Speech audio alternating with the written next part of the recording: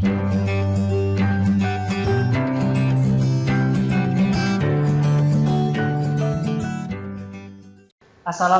warahmatullahi wabarakatuh.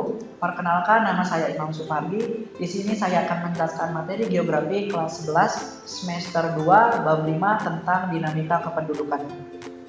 Nah, dinamika kependudukan. Penduduk Indonesia menurut Undang-Undang Republik Indonesia Nomor 24 Tahun 2013 tentang perubahan atas Undang-Undang Nomor 23 Tahun 2006 meliputi warga negara Indonesia dan orang asing yang bertempat tinggal di Indonesia. Selanjutnya, dinamika penduduk atau perubahan jumlah penduduk dapat dilihat dari berbagai faktor. Yang pertama yaitu ada kelahiran atau natalitas. Faktor-faktor yang mendukung pronatalitas terhadap kelahiran antara lain. Yang pertama, masa perkawinan di usia muda. Yang kedua, ada tingkat kesehatan yang baik. Yang ketiga, anggapan banyak anak banyak rezeki. Yang keempat, kebutuhan tenaga kerja khususnya di daerah agraris tradisional. Yang kelima, kurangnya informasi mengenai KB.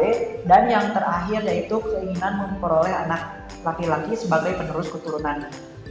Faktor-faktor yang menjadi penghambat terhadap kelahiran atau natalitas atau disebut dengan antinatalitas. Yang pertama ada penundaan masa perkawinan. Yang kedua ada program keluarga berencana. Yang ketiga ada anggapan anak merupakan beban orang tua. Dan yang terakhir adalah semakin banyak wanita karir di Indonesia sehingga banyak sekali lahirnya antinatalitas.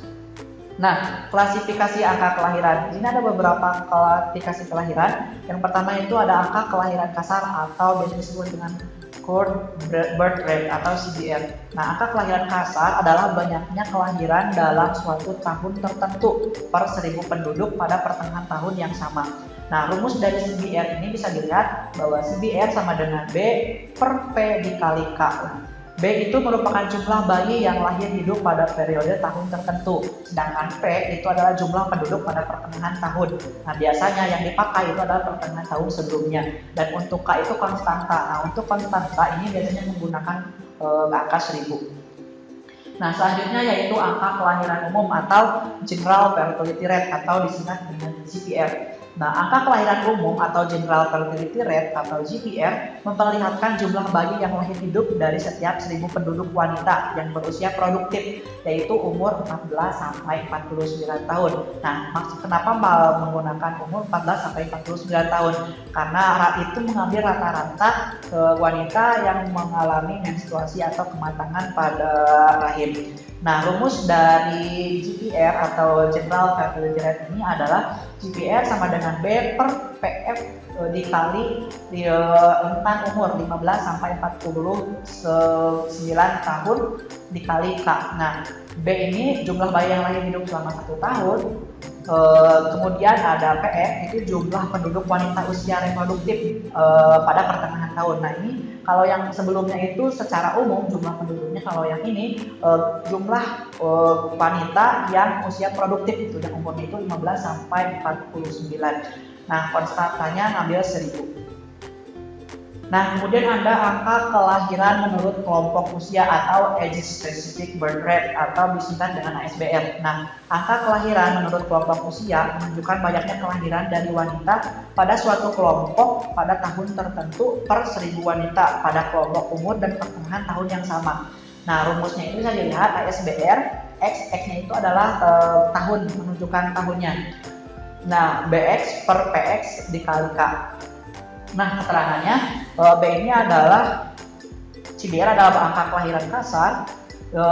CBR angka kelahiran kasar, B itu jumlah bayi yang lahir hidup selama 1 tahun, sedangkan untuk B-nya itu adalah jumlah penduduk wanita usia reproduktif pada pertengahan tahun sebelumnya, dan yang K itu adalah konstanta. Kemudian ada kematian atau mortalitas. Faktor yang menunjang angka kematian atau pro-mortalitas antara lain yang pertama, rendahnya kesadaran masyarakat akan pentingnya kesehatan. Karena biasanya di Indonesia ini orang ke rumah sakit itu hanya ketika sudah terasa sakitnya. Sedangkan untuk di luar Indonesia atau di negara maju itu kesadaran akan check up rutin tiap bulan itu sudah ada. Selanjutnya terjadinya bencana alam seperti tsunami, gempa bumi, gunung meletus, banjir ataupun longsor Yang ketiga ada terjadinya peperangan, yang keempat wabah penyakit, yang kelima pembunuhan dan kriminalitas, yang keenam fasilitas kesehatan yang belum memadai, dan yang terakhir keadaan gizi penduduk yang rendah. Nah, faktor yang menghambat kematian atau anti-mortalitas ini ada yang pertama itu ada meningkatnya kesadaran penduduk akan pentingnya kesehatan, yang kedua fasilitas kesehatan yang memadai, yang ketiga meningkatnya keadaan gizi penduduk, keempat ada kondisi yang aman dan tentram di suatu wilayah, dan yang terakhir adalah ajaran agama yang melarang bunuh diri. Nah, ini adalah klasifikasi dari mortalitas. Yang pertama itu ada crude birth death rate atau biasa disebut dengan CBR, yaitu angka kematian kasar. Nah, angka kematian kasar ini adalah angka yang menggambarkan banyaknya kematian yang terjadi pada suatu tahun tertentu untuk setiap 100 penduduk di suatu wilayah. Nah, ini untuk konstantannya ngambil 1000, rumusnya bisa dilihat, CBR sama dengan D per P dikali K. Nah, CBR D ini adalah jumlah kematian pada tahun tertentu, nah P-nya itu adalah jumlah penduduk pertengahan tahun. Nah, biasanya ngambil jumlah penduduk pada tahun sebelumnya, kemudian konstantannya biasanya mengambil 1000. Selanjutnya yaitu angka kematian menurut kelompok umur, yaitu Age Specific Death Rate. Nah, ini disingkat ASDR.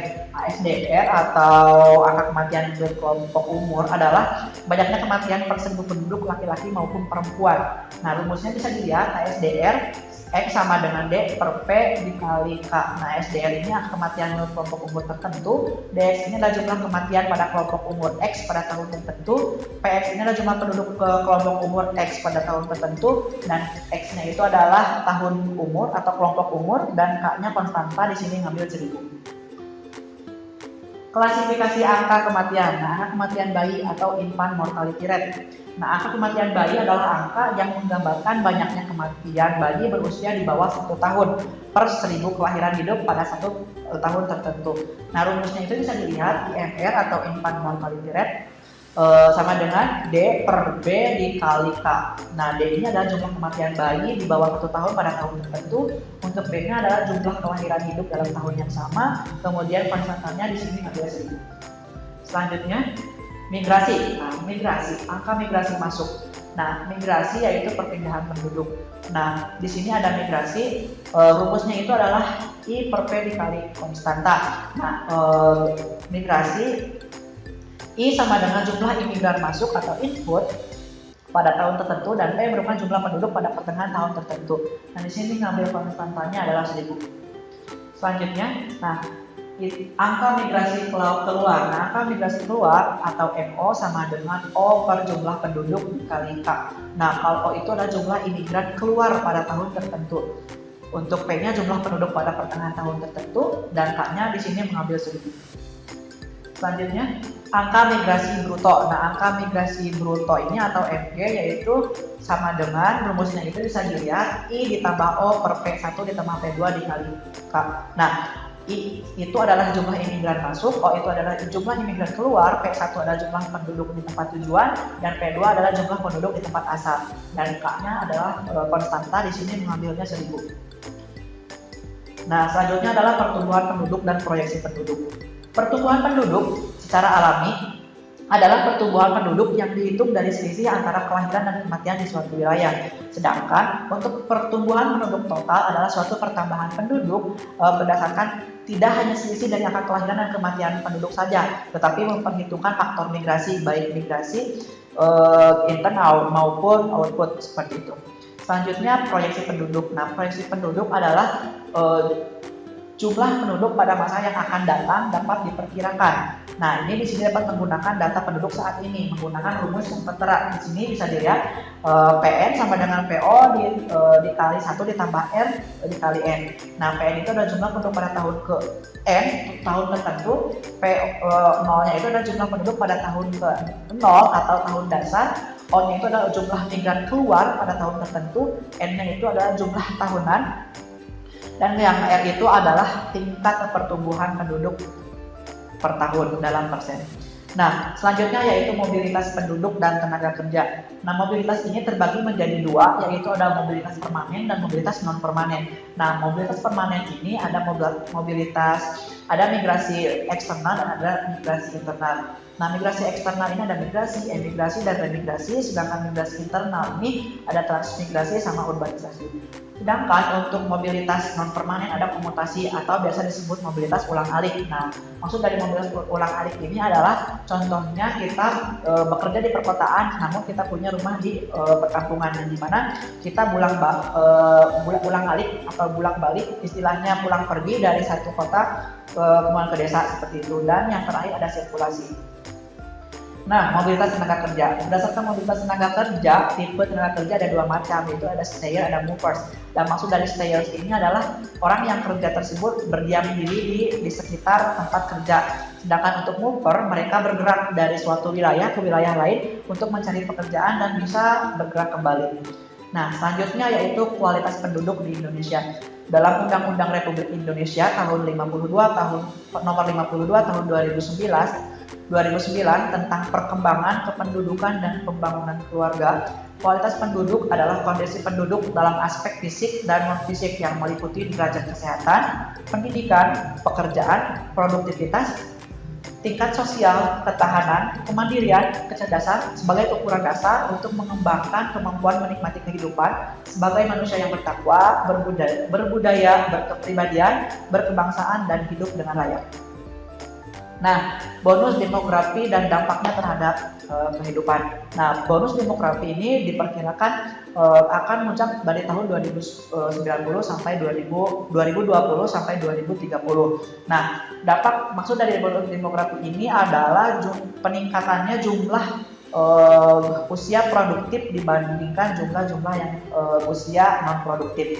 Dampak positifnya yang pertama, terbentuknya generasi emas yang siap memikul tanggung jawab bangsa, mengabdi dan berkorban pada bangsa, dan bersedia membangun dan mengelola bangsanya. Yang kedua, meningkatnya laju perekonomian Indonesia yang berpengaruh besar terhadap kehidupan dan berbangsa dan bernegara.